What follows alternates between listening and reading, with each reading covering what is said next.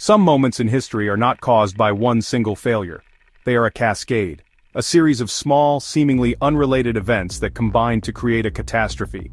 This is the story of the Tenerife airport disaster. It happened on March 27, 1977. On this day, two Boeing 747 jumbo jets collided on a runway. This was not supposed to be their final destination. Fate, however, had other plans for the 644 people on board both aircraft. The events of that day would unfold on a small island in the Atlantic, forever changing the way we think about the safety of our skies and the complex relationship between humans and machines. It stands as a solemn reminder of how quickly a normal day can turn into the deadliest accident in aviation history. The first aircraft was KLM Royal Dutch Airlines Flight 4085.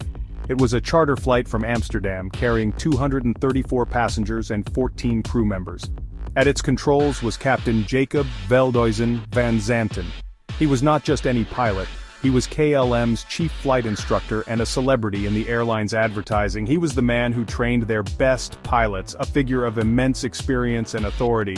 His presence in the cockpit was meant to be a symbol of ultimate safety, but on this particular day, his authority and the pressures of a long delay would become critical factors in the unfolding tragedy, proving that even the most seasoned experts are not immune to the pressures of circumstance. The second aircraft was Pan American World Airways Flight 1736. This was also a charter flight originating from Los Angeles and New York. It carried 380 passengers, mostly senior citizens heading for a Mediterranean cruise, and 16 crew members. In command was Captain Victor Grubbs, another highly experienced pilot with thousands of flying hours under his belt. His crew was just as professional. They were a team accustomed to routine transatlantic journeys. Their jumbo jet, named the Clipper Victor, was a symbol of American aviation power and reliability. Like the KLM jet, they were simply looking to reach their destination and deliver their passengers safely to their holiday. Neither crew knew the other existed until their paths crossed in the most devastating way imaginable. Neither of these planes was scheduled to be at Los Rodeos Airport in Tenerife. Their destination was Gran Canaria Airport, but a bomb, planted by a separatist group, had exploded at the Gran Canaria terminal. Authorities, fearing a second bomb, closed the airport entirely. This forced a number of large, international flights to divert to the much smaller regional airport on the nearby island of Tenerife. Los Rodeos was not equipped to handle so many large jets at once. Its single runway and limited taxiways quickly became a crowded parking lot for giants of the sky. This diversion, a security precaution, inadvertently set the stage for a far greater loss of life than the event it was meant to avoid. As the hours ticked by, the situation at Los Rodeos Airport grew more challenging. A thick, dense fog began to roll in from the hills, blanketing the airfield. This fog was not just light mist, it was an impenetrable wall of gray. It reduced visibility to just a few hundred meters, making it impossible for the pilots in their cockpits to see the other end of the runway. Even the air traffic controllers in the tower lost sight of the very aircraft they were trying to direct. This blanket of fog isolated everyone. Pilots were flying blind, relying solely on their instruments and the voices coming through their radios. The control tower was managing a crisis with no visual confirmation of their instructions. The pressure was mounting, especially on the KLM crew. Captain Van Zanten was nearing his legal flight time limit. If he didn't take off soon, his crew would be forced to rest, causing a significant delay and considerable expense for the airline. This pressure may have influenced his decision-making process, creating an urgency that overrode caution. He decided to refuel his aircraft in Tenerife to save time later in Gran Canaria.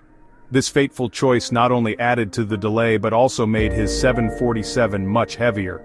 This extra weight meant it would require a longer stretch of runway to lift off the ground, a critical detail that would have devastating consequences in the moments to come. Communication became the next link in the chain of error. The air traffic controller, working under immense stress with a heavy accent, gave instructions to the KLM jet to taxi down the full length of the runway, turn around, and wait for takeoff clearance. He then instructed the Pan Am jet to follow the KLM plane down the same runway and exit at the third taxiway. However, the Pan Am crew found the turn for the third exit to be too sharp for their massive 747.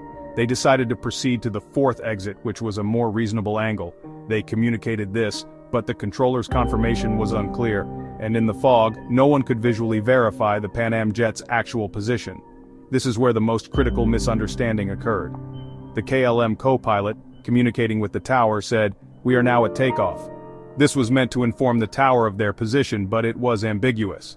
The controller interpreted this as them being ready, not that they were actually beginning their takeoff roll. He replied with instructions for their flight path after takeoff, starting with the word, "OK." At the exact same moment, the Pan Am crew radioed in, "We're still taxiing down the runway, Clipper 1736.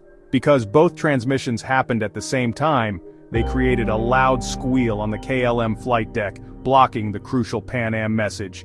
The KLM captain only heard the word "OK," and believing he had clearance, pushed the throttles forward.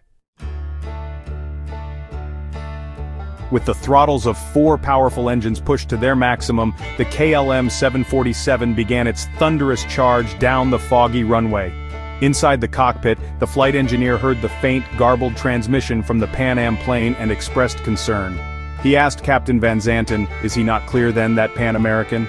Confident and committed, the captain replied with a firm, "Oh yes." He was a man of immense authority, and his crew trusted his judgment implicitly.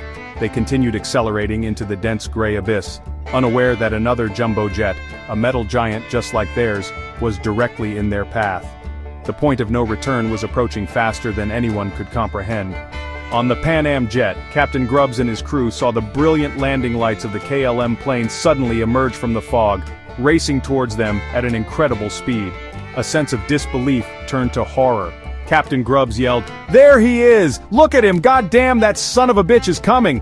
He pushed the throttles to full power and made a hard left turn, desperately trying to get his massive aircraft off the runway and onto the grass. Every inch mattered. Every second was a lifetime. The Pan Am jet groaned and lurched, its nose wheel clearing the center line of the runway as the crew fought against physics and time to avoid the inevitable impact that was now just feet away. It was too late. The KLM pilot, seeing the Pan Am jet at the last possible second, pulled back sharply on the controls, trying to lift his plane over the other. The tail of his aircraft scraped along the runway for 65 feet, a shower of sparks flying into the fog. The KLM 747 did become airborne, but not enough. Its landing gear and the undersides of its engines sliced through the top of the Pan Am fuselage, just above the wing. The impact was catastrophic, ripping the Pan Am jet to pieces and peeling the roof off the cabin. The KLM plane, mortally wounded, stayed in the air for a few more seconds before slamming back down onto the runway 1,000 feet later, erupting into a massive fireball. The aftermath was a scene of horror and chaos.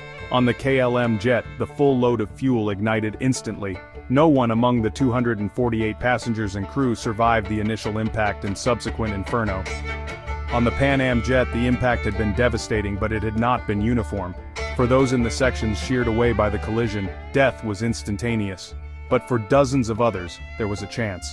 Amid the fire and smoke, survivors, including Captain Grubbs and his co-pilot, had to jump from the fractured fuselage onto the wing or directly to the ground, a fall of over 30 feet. In total, 61 people from the Pan Am flight miraculously survived, thanks to their own courage and the aircraft's partial integrity.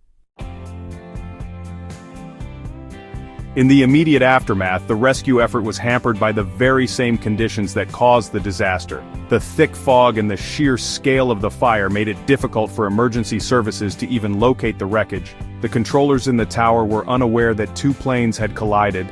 They thought they were dealing with a single explosion on the KLM jet. It was some time before they realized the full scope of the tragedy, that the Pan Am jet was also involved, and that there were survivors who needed immediate help. This delayed response highlighted a critical need for better airport ground control and emergency protocols, especially in low-visibility conditions that can create so much confusion. The investigation that followed was one of the most extensive in aviation history. Investigators from Spain, the Netherlands, and the United States worked together to piece together the chain of events. They analyzed the cockpit voice recorders, which provided a chilling second-by-second account of the final moments. The final report concluded that the primary cause was the KLM captain taking off without clearance from air traffic control. However, it also cited the fog, the radio interference, and the ambiguous phrasing used by both pilots and the controller as major contributing factors. It was not one single mistake, but a tragic alignment of several smaller human and environmental failures.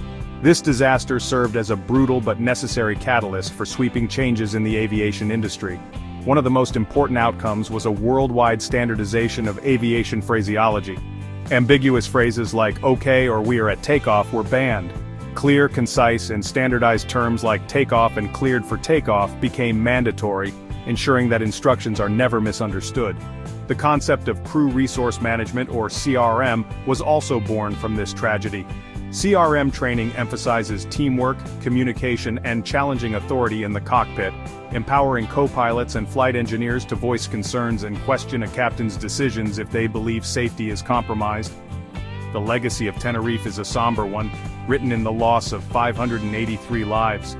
But from that fire we learned invaluable lessons. It taught us that aviation safety is a system, and every link in that chain, from the controller in the tower to the flight engineer in the cockpit, is critical. It reminded us that human factors like stress, impatience, and authority can be just as dangerous as mechanical failure. The skies are safer today because of the hard lessons learned on that foggy runway in 1977. It is a testament to the idea that even from our greatest tragedies, we can find the wisdom to build a better and safer future for everyone.